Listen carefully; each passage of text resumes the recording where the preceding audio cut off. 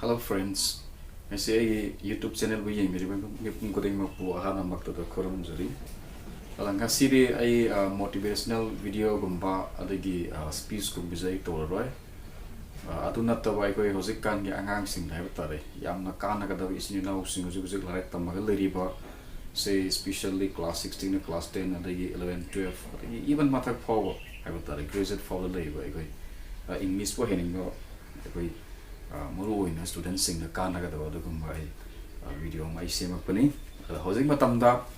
yamna kari hai sara kalai da chapata su kadai da chapata bu su even ising class ma to ibata bu su mamanje yaw mamanje lo na lo ni adu ngasiri pura free da ai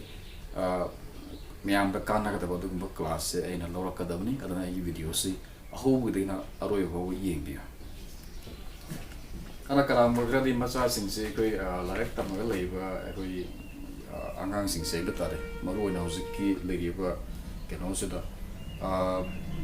grammar se heading dana dagi english se heading dana oza ga se ko biraga dagi ato to pa moi course di matung da policy manga da policy taraga loraga course of mi am zulei ado ngasi na masigi video se da ina pira kada ba keno se knowledge di kari shooting oi na ba siki shooting oi dam ni free da ai hosik lo ga dam ni ngasa ina yo gum na kana rai chat patara bu su paisa yaw dru bi ai koi kari su leng bi ya dam ni do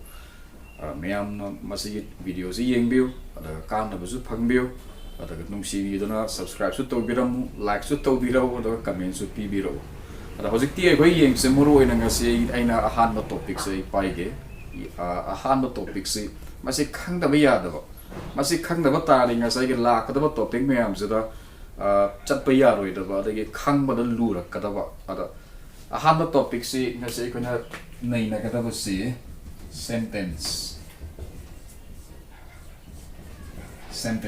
ko sentence ai dai koi ai koi wahi ama natraga wahi sangu ai ba ta groups of words natraga a word sai ne ma jana kari toi matam da ai artha pung phana phongdok kane haibdi exai nu pa jana kari ngang mono kari tori bono dei kari sagi bono dei kadai chat punai bisi ma pung phana phongdok kane ba adagamba wahi haiba tare ma pung pha ba haida artha phongdok pangamba artha ma pung phana phongdok pangamba adagum wahi singdebu adaga wahi pareng debu na kari haina ko bani haiba tare sentence haina ko bane adak ma se English ki definition na iba taradi a sentence is a word sabi na triarage a group of words that makes a complete sense sabi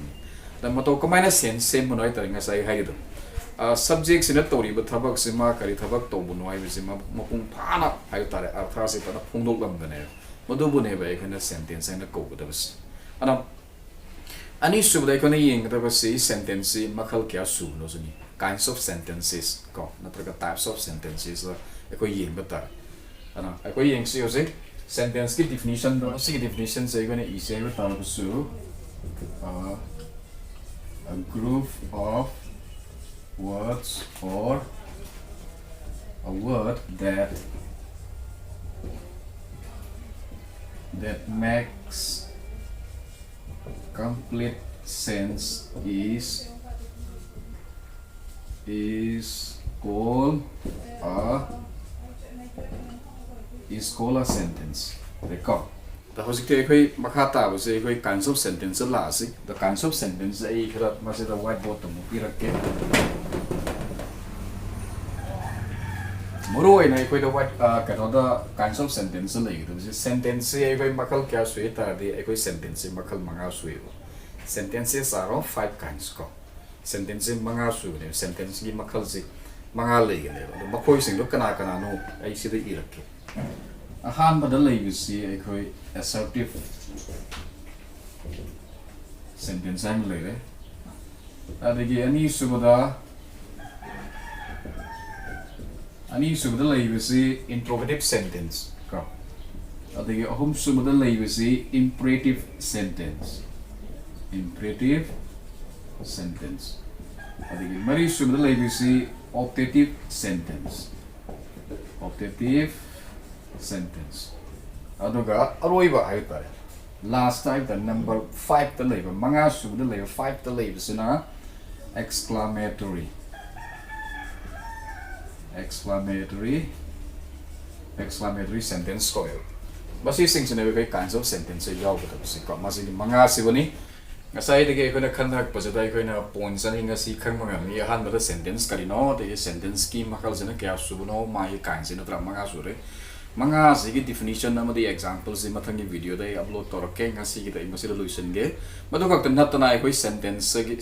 si da yaw ri si sentence da ko moro ai nai ba tare ko every sentence consists of two parts ada madu zu kari no hai sai mathang da pa jana explain muk to ge mathangi video upload muk ngai biram ngasi gu ne ai masi solution ge thank you very much for watching my video